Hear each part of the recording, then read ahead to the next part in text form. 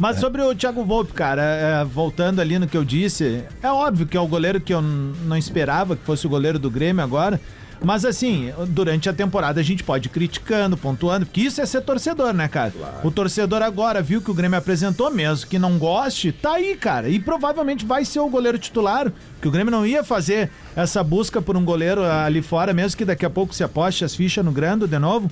Então agora dá tempo pra ele trabalhar, ver como é que ele vai atuar, e sim, ele não é inviável de críticas, a gente não vai morrer com o cara se ele tiver mal, mas eu acho que vamos deixar o cara trabalhar agora. Eu acho que tem que deixar o Grando... Pô, ele tá voando nos últimos 2 jogos. Cara, voando acho que é muito. Forte, é forte. Tá ok. Tá invicto, até porque, não tomou gol ainda. Até porque também não teve tanto perigo dos adversários. Mas qual o problema do Grando? Até hoje eu não entendi, cara. Não tem problema, cara, Vini. Eu acho só que não, é que eu acho que assim, primeiro, é uma sacanagem também ele levar esse peso todo, até porque ele tá ali ainda. Até porque ele tá ali ainda, né? Teve muito cara ali que tinha muito mais brasa pra queimar do que o Grando. O Grando era um guri ali, assim como o Breno e outros caras. O que eu penso sobre ele, velho? Ele não é um mau goleiro. Eu acho que é um jogador que pode melhorar, sim, e é muito jovem ainda. Ele é muito jovem. Só que às vezes a gente pensa... Não sei, posso estar errado aqui ou não, né, cara? Mas assim, pega o último grande goleiro da história do Grêmio, Marcelo Groy. Olha quantos anos o Groy levou pra chegar onde chegou. É isso aí. Boa. A gente se apega muito na figura do que aconteceu com o Derlei, que o Derlei é um fenômeno na história do Grêmio. O Derlei subiu pro profissional com 18 anos, ele era titular, 19 anos. Do nada. Porque ele era o terceiro goleiro, era o Emerson, era o... tinha mais Maria, eu acho. Pode ser. E aí o Derlei passou, mas o Derlei é a página especial, é aquela coisa fora da curva, sabe? Mas a gente não concorda que com o que aconteceu com o Groy também não tá certo. Porque assim, tu tem um goleiro que nem o Groy, que vai defender aquilo que ele fez na semifinal da Libertadores, por exemplo. Mas olha quantos anos ele já tinha ali, mano. Não, mas pois é, aguentar tanto tempo, não sendo prioridade, é muito difícil. Vini, mas isso é histórico no futebol brasileiro. Quando tu tem um goleiro, primeiro, tu tenta criar identidade com ele, né? Se tu não faz isso, cara, tu pode ter sérios problemas. Vamos dar um exemplo. O Cruzeiro, mesmo que o Fábio tenha sido rebaixado com o Cruzeiro, ele é o menor dos problemas naquela época ali. E é um goleiro que atuou durante muitos anos, desde jovem, né, em grande... com muito potencial, assim, de ser o titular, enfim. Nos anos 90 era muito comum tu ter um goleiro, cara, e esse cara ficar anos no clube, velho, e caras serem conhecidos por serem reservas do clube. O Palmeiras, durante muitos anos, tinha o Sérgio. Isso. Todo mundo sabia que era o Sérgio, um bom goleiro, mas era um reserva, sabe? Murilo? O Murilo no Grêmio, cara, sabe? Tu tinha jogadores, Vini, que o Ademir Maria. Era muito demarcado, assim, ó, pô, esse cara é reserva do fulano. Eu te entendo, Ao mesmo tempo, eu acho que tem um limite, assim, eu acho que, por exemplo, o Groy, ele joga a final do Gauchão de 2006. Sim, muito jovem, né? Assim, ele vai assumir uma titularidade no Grêmio, olha quanto tempo depois, aí tu pensa que vai, aí veio o Sá. Ok, ele se machucou. Cara, o Paulo Santana, na época, fazia colunas criticando ele veementemente, isso atrasou um pouco a vida do Groy. E tem uma resiliência do Groy que impede ele de ele ser alvo do comentário que a gente fez há pouco. Tipo, por exemplo, o Groy teve uma proposta pra ir pro Vasco, negociou a FU pra ir pro Vasco. Então, se ele sair e o Grêmio ganha aquela Libertadores do ano que ele jogou, a gente ia dizer, viu? Saiu o goleiro que era azarado. Fora da bala, e o Groy é um cara assim, ó, por exemplo, se eu não me engano, tem alguma decisão de Libertadores que foi pros pênaltis entre 13 e 14, que também ele era o goleiro, ele pega os pênaltis. Pode ser? Contra o Groy, na inauguração da Arena, contra a LDU, era ele o goleiro, ele pega pênalti. Então pode ser ali. Então é na inauguração da Arena, tá? Depois o Grêmio teve o Dida, que depois vai pro Inter e tal. Mas assim, o Groy passou por coisas que, eu não vi, especialmente eu não vi goleiro passar. Tu falou esse negócio do Danley ter surgido assim ao acaso, o Alisson foi assim também. Isso. Vocês lembram? Sim, terceiro goleiro. Isso. Os caras foram expulsos lá naquele jogo de Chapecó, que o Rafael Moura terminou no gol. Aí o outro tava machucado, né? Isso, ele se machucou. Daí tiveram. Ele jogava no time, acho que era do Klemer. Isso, o Klemer era o Emboi, o Klemer. E aí o Abel chegou. Foi o Abel, né? Foi o Abel, O Abel chegou e disse: cara, tô precisando. E tinha um outro goleiro na frente dele, e o goleiro ficou meio maguari de jogar no time sub-20. Ele, então beleza, vai pro fim da fila. Isso aí.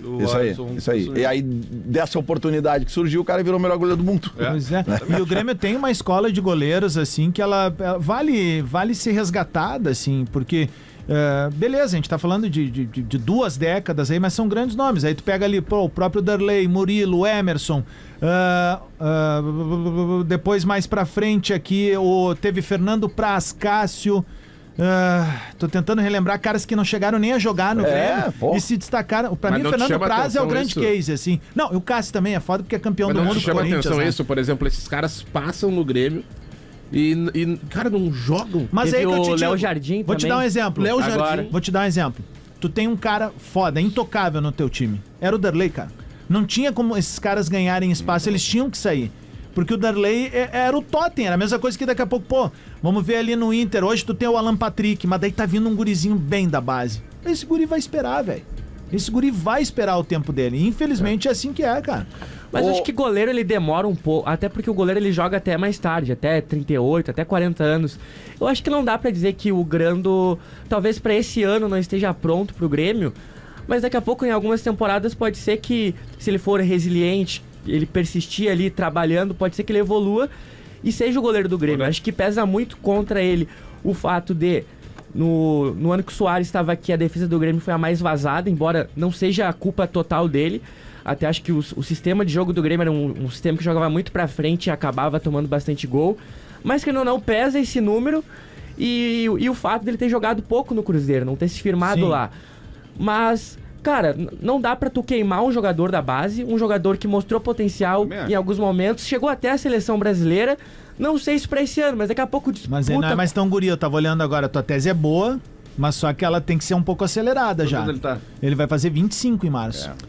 É que, cara, o meu ponto... O Daniel ele já não pode ser visto como um guri da base, né? Não é um guri da base, mas é um jogador novo. Pra goleiro ele é novo. É que o grande ponto... E daí difícil um goleiro novo se firmar. De 23, 22 anos. Tudo que o Adams falou, cara, eu concordo. O único ponto é que dentro do clube, acho que tem que ter uma avaliação muito importante pra tu não perder um talento. Porque assim, tu não... Por exemplo, vamos lá, o Grando... A gente não sabe muito bem, ele é um bom goleiro, mas, cara, quando vem, exemplo, só vem o Palmeiras, não, mas espera aí, olha aqui, esse cara aqui, em 5 anos ele vai estar assim. E aí ele tá no banco do Grêmio e o Grêmio perde o Marquezinho, o Grêmio vai procurar o Volpe pra trazer esses movimentos, e quando eu digo esses movimentos, eles desvalorizam, eu acredito que desvalorizam um pouco o atleta. É como se quando o Muriel machucou, o Inter fosse lá e contratasse um outro cara e não botasse o Alisson. Sendo que ele deu uma... Não sei se desvaloriza, mas acho que o Grêmio se protegeu contra isso. Tem que estar porque o Grêmio, não colocou como titular o Adriel, o Grando e o Breno, mas emprestou eles. E esses jogadores voltaram. Então, se daqui a pouco, se esses jogadores desempenhassem bem em outras equipes, retornariam pro Grêmio. Então, de certa forma, tu abriu mão, mas se esse jogador desempenhasse bem, ia voltar pro teu clube. Pode ser?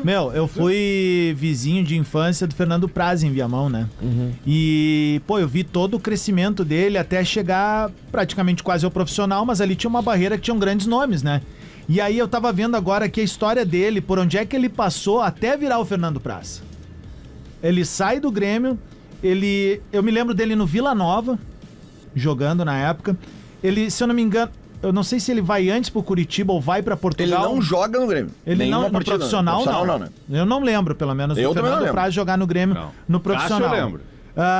Aí, cara, quando ele volta de Portugal, eu acho, ou ele vai do Curitiba, enfim, ele vai pro Vasco, que ele é campeão da Copa do Brasil com o Vasco aquela vez. Dali ele vai pro Palmeiras e ele é multicampeão. É aí que ele... né? Então, assim, demorou, veterano, já veterano. Ele tá 46 hoje, acredito que isso aí... É muito bom comentarista. Né? Bom demais, né, cara? Então, assim, é difícil, é um processo diferente pro goleiro. Rafael de Vério, só mudando um pouquinho o assunto, mas ainda falando de Grêmio, a gente fala mais de Inter do jogo de hoje à noite no segundo bloco. Tem um embrólio, porque o Grêmio ontem estava por... entender ainda. Pois é, eu tava lendo a matéria aqui e realmente são aquelas coisas, assim, de um contrato que tem uma cláusula a qual ela permite interpretações. Isso. Né? Mas fala só qual é o jogador. Basicamente, o lateral esquerdo Lucas Esteves. Isso. Né? Com perdão da redundância, ontem, por alguns momentos, ele esteve como jogador do Grêmio. Né? Não tinha como perder essa, né? Hora, esperando. Alô? Não é possível. Esperando essa. Não sou não. Enfim. Vai. E aí o seguinte, Opa! Importante, ele acha melhor tu atender. Alô, amigos! Não, cara, é os números aqueles ali que aparecem ali, spam, não sei o quê, sabe? Eles não ficam no silencioso? Não, cara, vai. Não, esses aí não ativa a função. É que eu me esqueço de deixar no televisor desses filhos da puta. Vai. Parem de me ligar, eu não vou comprar nada, cacete. Tá, o Lucas Esteves, então, ele tinha assinado o contrato com o Grêmio, né? Isso. Vai, o Grêmio pagou a multa. O Grêmio pagou a multa. Quanto a multa? A multa rescisória no valor de... $1 milhão por aí, né? Tá, vamos Dá quase arredondar. uns 6 milhões. Isso, 5.900. Isso, 6 palitos, tá? E aí o que acontece? Aí surgiu um depósito do Vitória na conta do Grêmio, do mesmo valor, devolvendo, baseado na seguinte cláusula... Não é possível, cara. Ah, vai te fuder, Vitor.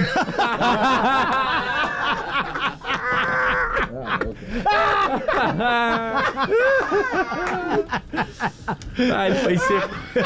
Apareceu a seguinte cláusula no contrato, tá? Na hipótese de exercício de cláusula indenizatória pelo atleta para transferência a outra agremiação, será resguardado ao Vitória o direito à recusa da transferência mediante o pagamento pelo Vitória em favor do atleta no valor de $100 mil. Certo. Ou o valor equivalente em reais no dia da comunicação do atleta ao clube. O pagamento será realizado em até 5 dias úteis da comunicação de recusa pelo Vitória ao atleta. O que eu não sou advogado, mas o que eu entendo? Assim, ó, eu quero contratar o Grêmio contratou o Lucas Esteves, depositou 6 milhões do contrato. E aí o cara do Vitória diz, mas é que tem uma cláusula do contrato que se a gente botar 100 mil na conta dele e devolve os 6 milhões pro Grêmio, ele continua aqui. Tu basicamente anula. Então devolve lá, deposita 100 mil e é nosso. Só que... aí vai pro jurídico, mas né? Só que essa cláusula, a galera que é do meio jurídico disse que não pode ser. Quem tá dizendo? Então, o contrário. Eu tô achando o contrário. Tá, mas será que... Mas o que a gente estava se perguntando é, será que é rescisão, mas será que é multa rescisória mesmo? Na hipótese de exercício de cláusula indenizatória pelo atleta para transferência a outra agremiação, que é a multa rescisória. É isso aí. Poxa, então, não sei, porque é uma lei, praticamente. Não, é que tá no contrato, né? Eu só não entendo. Aí vai ter que ver o que foi trocado de documentos antes do Grêmio fazer o depósito. Porque eu não imagino que o Grêmio simplesmente pelo telefone, fechou, tô te depositando 6 palitos agora. Não, tem algum documento. É que a multa rescisória ela é baseada na lei da CLT, certo? Ou seja, não faz nenhum sentido essa cláusula. Porque não pode botar uma cláusula em cima de Tudo bem, uma lei. Ela não faz sentido. E até acredito que sim. Mas se o cara assinou um contrato que tem a cláusula, aí vai pra briga jurídica. Isso. Que loucura. Essa é a questão. Bah, loucura. Daí pode ser até que eles consigam ser até de graça. Mas eu quero dizer um negócio, tá? Informação. Tu sabe que, ao contrário do futebol, que a regra é clara, as leis, né, geralmente elas não são muito claras. Não tão claras. Muito mais ainda no futebol. Justamente pra deixar que os advogados façam os seus trabalhos. Se as leis fossem muito claras, não ia ter não ia ter graça, né? Não ia ter advogado. Pra quê? Tá aqui na lei, acabou. Ontem de noite vazou o comprovante do Pix. Aí descobriram o Pix do Grêmio e a torcida começou a mandar 5 pila, 1 centavo, 3 pila. Porque não tá fácil pra ninguém, amor. É legal. Mandem mais. Mas a informação que se tem do centro do país, os lugares que o Esteves passou, é que é um cara que vive muito, Onde né? Esteves? Vive muito o ambiente local, né? Aproveita. Isso é legal. O Vini virou o Léo Dias. Não, cara, me desculpa. Eu tenho circulado com pessoas que trazem essas informações pra mim. Então eu acho nada mais justo aproveitar elas aqui no Bola. É informação de bastidor. É informação de bastidor. Então, assim, também é notícia. É um cara que vive... Ele tem um apelido que eu não posso falar no ar, porque, né? Mas... Capitão Sereno. Não, é porque o cara gosta ainda. É mesmo? Assim, deixa eu te perguntar uma coisa. Eu gosto de viver. Eu vi uma frase esse final de semana que eu achei muito engraçado, dei muita risada, cara, que foi o seguinte, né, cara? O ser humano, o Homo sapiens, cara, é o único ser vivo que faz fofoca. Já pararam pra pensar nisso? Verdade. Nenhum outro ser vivo faz fofoca. Só nós. Só quem tem cérebro. Cachorro, quando quer caguetar, ele cagueta. O gato não, aquela latidinha ali, tu vem na ponta dos pés. Que? Vai dizer que cachorro encagueta? Fica olhando aqui quando faz a cagada, faz pra botar a ponta no chão. Tu lembra aquele papagaio no Rio que foi preso pela polícia? Foi ensinado por quem? Por um humano? Porque ele ficava, a polícia! E aí os caras... Olha os homens!